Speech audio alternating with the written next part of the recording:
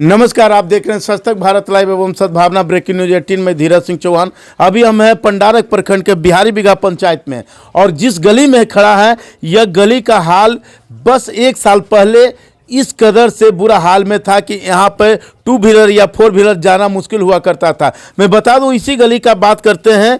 इस गली में आज से 20 साल पहले मुखिया रहा करते थे उमाशंकर सिंह। उनके नेतृत्व में ये नाले का निर्माण किया गया था और नाला बहुत बेहतर तरीके से बनाया गया था। उसके बाद रख रखाव और सफाई न होने के कारण यह नाला मृतावस्था में हो गई थी, जिस कारण बस आसपास के लोगों को दुर्गंध में जीना पड़ता था और कचरा से गुजर कर आना पड़ता था। पुनः उनके नेतृत्व में बिहारी बिघा पंचायत में फिर से मुखिया बनाया गया है और मुखिया का प्रतिनिधित्व कर रहे हैं उमाशंकर सिंह। तो उन्हीं के पुनः मुखिया के प्रतिनिधित्व करने के दौरान जैसे ही बने हैं तो इस तरह के काम किया जा रहा है। मैं बता दूं कि जिस तरीके से ये काम अभी कराया जा रहा है यह वाकई काबिलियत तारीफ है। इसके पीछे मैं यह कहना चाहूँगा कि आज के समय में जितने भी पंचायत है, चाहे जिस पंचायत में हम लोग जाते हैं तो यह देखने के लिए मिलता है कि अगर कोई ऊपर ईंट सोलिंग है तो उसी के ऊपर पीसीसी ढलाई होती है। अगर ईंट सोलिंग नहीं है तो सिर्फ ईंटा को लेटाकर और उस पर पीसीसी करा दिया जाता है। नाली का निर्माण के नाम पर भी लाखों रुपए का लूट होती है। लेकिन इस पंचायत की सबसे खास बात है क्या कि यहाँ पर हम इधर दिखाना चाहेंगे कि अभी ये ईंट लंबा खड़ा करके जो मानक होता है उस अनुसार से है। मैं बताऊं कि यहाँ पर भी ईंट है, लेकिन यहाँ से 1 फीट नीचे करके बना दिया जा रहा है। इसका मुख्य वजह यह था कि बिहारी बिघा गांव में आसपास की घर धीरे धीरे ऊंचा होते गया और रोड भी ऊंचा होते गया, जिसके कारण से जो पुराना घर हुआ करता था उस घर में पानी चल जाने की समस्या होती थी। अब बरसात के समय में काफ़ी विकट समस्या थी, जिसे देखते हुए उमाशंकर सिंह ने इस चीज़ को बारीकी से देखकर और अपनी एस्टीमेट के अनुसार से आगे बढ़कर इस काम को कराया जा रहा है। चलिए हम कुछ लोगों से भी बात करेंगे और आपको दिखाएंगे। इससे इस तरह का जो आप काम कर रहे हैं तो कितना मिट्टी काटना पड़ रहा है? मिट्टी काफ़ी काटना पड़, मतलब जो मानक होता है जैसे ईंट उठ का है तो ईंट का नया ईंट का निर्माण किया जा रहा है तो भारी मात्रा में भी तो नुकसान हो रहा है। हाँ तो क्या इसका परवाह मुखिया आपका नहीं करते हैं? करते हैं। चलिए तो देखते हैं, और भी कुछ लोग हैं यहाँ पे आसपास के हैं। हाँ, तो एक व्यक्ति है। क्या नाम है सर आपका? अलखदेव सिंह।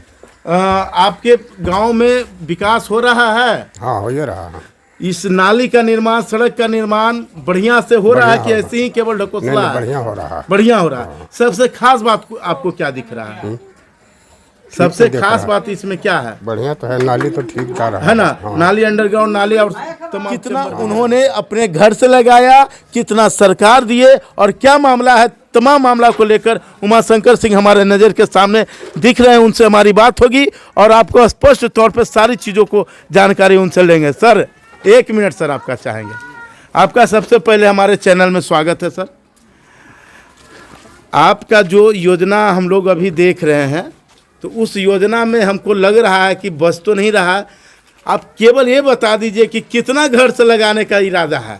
नहीं, बचने की बात नहीं है। यहाँ जन भावना को देखते हुए, जनहित को देखते हुए हमें लगा कि यहाँ पर एक आप बोल रहे हैं कि एक मोटरसाइकिल आप 4 व्हीलर की तो बात अलग रहेगी, बीच में नाला था तो हमने सोचा कि इसको बीच में नाला न रह के अंडरग्राउंड कर दिया जाए। हाँ। तो ग्रामीण जनता को, मोहल्ले के लोगों के यातायात में सुविधा होगी। पहले तो बात हमने ये सोचा जी। और जहाँ तक रह गई बात इसमें क्या बचेगा नहीं बचेगा, क्या होगा नहीं होगा, क्या एस्टीमेट बना है नहीं बना है, ये तो विभाग का बात है। जो एस्टीमेट बना है उस पर हम काम करेंगे।